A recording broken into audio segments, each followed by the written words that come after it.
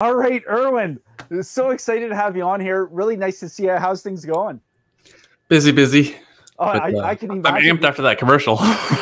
Yeah, we've got this upcoming recession, this looming recession. It might be here, it might not be here. Everybody's kind of divided. I wanted to get your take on it, and really understand how you're approaching this, potential opportunity. Because like there's some people who are scared, some people are kind of excited.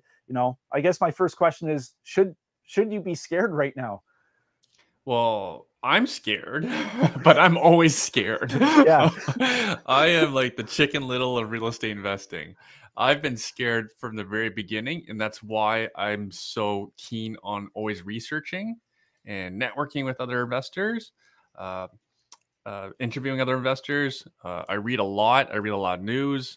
I'm always talking to people who are doing things, people with a lot of experience, to find out where the market's at, what they're doing, and also, to be honest, where people are losing money. Because I want to know how they lost money, and I want to know the lessons from it. So yeah, I'm always scared. How do you actually, regulate yourself so you're not kind of panicking all the time? Right. That's a really good question because I have a lot of fear. So, Yeah. so to usually address my own fears is to answer my questions, right? Like for my question right now is, for example, should I be invested? Should I be getting more investments? And so I have a lot of questions. So I do a lot of research on economics, where things are in the world. How are you approaching then your overall investment portfolio? Because but before we took the break, I was talking about how the rich people, how the top Hmm. 1%, Hmm. they were heavily invested. About 50% of everything they were bringing in was through Hmm. investments. So they had Hmm. securities, stocks, business equity. Hmm. You've got stocks, you do stock options, you've got your real estate. Hmm. How are you divvying that up? Like, do you have any rules of thumb you're following? I'm heavily real estate because I can heavily influence my real estate investments. My real estate investments, I treat them like businesses. So Yeah. anything that I can directly influence, I believe I can create more value, add more value than anything else. And then to add to what you're talking about, inflation and my fears. Inflation has always been a fear in my life. So what are you going to do? Just sit there and stuff your cash under your mattress, right? It's like the opposite of things to do. I bought hard assets, which were I bought real estate that provided cash flow, right? And my tenants pay off my mortgages. So like I don't know of another hard asset that's self-liquidating. So I have lots of fear, but then I take action to address my fears.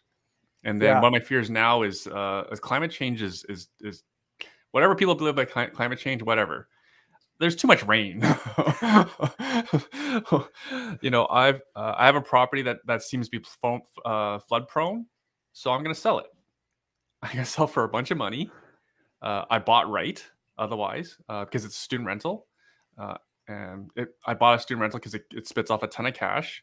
It's recession proof because in recessions people tend to go to school more. Even though the pandemic was difficult, a lot of landlords got out. Mhm. So I have something that's an incredibly short supply. So my rents are going up like 40, 60%, and there's nothing else out there to buy. And because rents are so high, all these rich parents are going to want to buy my house. So I'm going to happily sell it to them. I'm going to make a bunch of money. I'm going to pay down part of my mortgage, and I'm going to wait for a deal. The interesting thing is, as affordability, as interest rates go up, that makes it harder for first-time buyers to enter the market. More people will actually turn into tenants, so Hmm. that adds to the tenant pool. And then Hmm. the other thing I should mention too is, you have debt on the property, like you have mortgages on your real estate. Yes. But as inflation chips away, inflation's actually eroding the impact of your debt, which Yeah. is another interesting thing too. Yeah. And to add to that, Cherry and I are pretty conservative investors. Part of it was that we're lucky enough to get in early as we did. So our investment portfolio's loan to value is only 50%. So Whoa, I'm very that's insulated. very good. Yeah. We're quite insulated. We're not perfectly insulated. We're not happy about our payments going up, but again, we will be in a good position to take advantage. Like the banks love us, for because again, I'm so fearful, so I try to do everything I can to make myself go look good to the bank, including house hack. I've my Cherry and I've been house hacking for since 2013. 2014, right? We've rented out part of our house to to generate more income and keep our costs down. So, and also you can talk to your own accountant, but there's some tax benefits to that as well when you're renting out from your home. For sure. Or you can call Cherry. And yes, you can call Cherry. Yeah. Let's switch gears then from real estate. Because, you know, then we have the other things, right? We've got stocks and business equity. Those were the two other big chunks that the top 1% we're investing in. So with the stock market, right? You know, you're a big stock hacker. You own a bunch of stocks. You know, what steps are you taking right now to really prepare yourself for, you know, we've already had choppy waters, but like, how are you preparing for the future? I have cash deliberately sitting on the sidelines because I think this market will keep sliding. My mentor, Derek Foster, is heavily cash. He was about 60% cash probably like a week or two ago. He's since started dabbling. And what's cool about Derek is Derek's up about 5% on the year. Oh, so he's actually, I know, it's impressive. He's actually beating Warren Buffett. Berkshire Hathaway is probably around 1, maybe 2 on the year, which is still fantastic. Warren Buffett's absolutely killing the market. But my mentor and our speaker at the conference, Derek Foster, 6-time best-selling author, is beating pretty much everyone. I don't know anyone he's not beating in the stock world. And his investing is very boring. So I asked him specifically, share with our audience, what did you do? Why did you make those decisions to go to exit as many positions as you did? His buy and hold stock positions that he said he'd hold forever. And what is he buying now? Because he started buying now already. And what is his plans for the future? Yeah. Like a good friend of mine, Brian, he came on my podcast and shared him and his wife retired because of their stock investments right after the 2008, 2009 crash, right? When people are everyone's fearful for a good reason, but some people can get really rich over the next decade. Yeah. Well, we saw that when I was like, I had no idea about these stats, like a 37% income increase for the top 1% because they were invested in stocks, securities, and business equity. And then everybody else was their income increased only 7.6% from 2009 to 2015. That's crazy. That's totally absolutely crazy. Nuts. But I want to say something about the mug because it says invest to live. For all of us who've been to the Caribbean before, this is how I thought of this tagline was we've all been to the Caribbean before, and I love how the Caribbean people live. They work to live, right? Once they're done work, they have great lives, right? That's not a reality for us North Americans. No, definitely not. If you just work, you're gonna go broke, right? So no one wants to live to work because we're not slaves. So my belief is you have to work to invest, and only through investing will you actually live, right? So that's why Mug says invest to live. You know what? Send me that mug because to be totally honest, I struggle with that sometimes.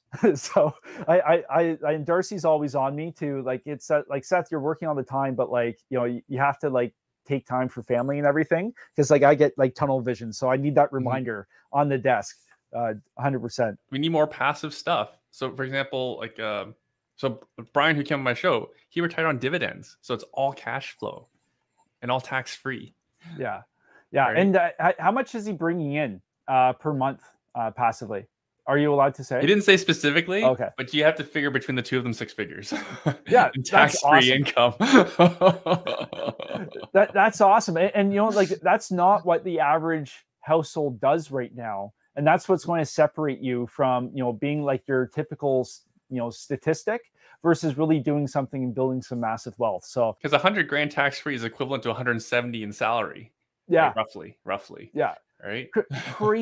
Craziness. So like, talk to us about the networking. Cause like, that's one of the things, like, you know, everybody who hears me talk about the multifamily conference, I'm always talking about the importance of face-to-face networking rather than going to like an online event where you're sitting on your pajamas and looking at your phone. I don't know how you network at an online event. No, like it's not the same. For any novice, they have to understand that the tenants are getting together and like, for example, like Acorn, it's perfectly fine, but they're organizing. Tenants are organizing to battle us. So it's incredibly important for landlords to know other landlords and to support one another. And straight up, real estate is still not cheap. Even though prices are down like 20, 30%, it's still not cheap. So people should be looking to partner up on certain things, right? One of the mistakes of these people that are losing money is they were buying property like really far away, like out of province because it was cheap because they can't.